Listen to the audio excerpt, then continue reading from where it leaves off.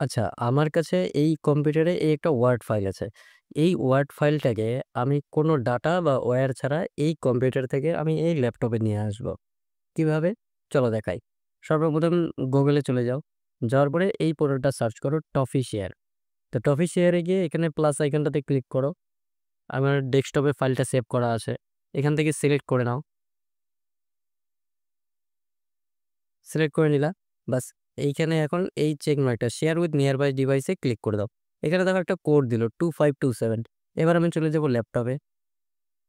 Same portal open করব, official. এবার এখানে আমি এই প্লাস আইকনটাতে ক্লিক না করে এই নিয়ার বাই ডিভাইসটাতে ক্লিক করব।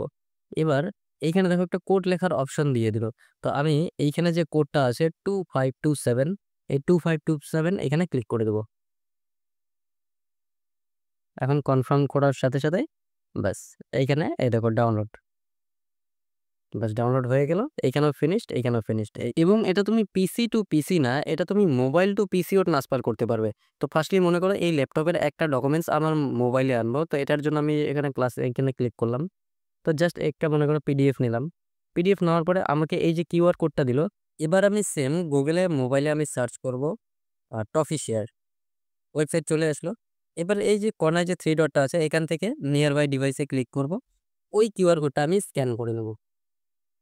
ব্যাস স্ক্যান হয়ে গেল। ডাউনলোড, মানে পিডিএফ ডাউনলোড হয়ে গেছে।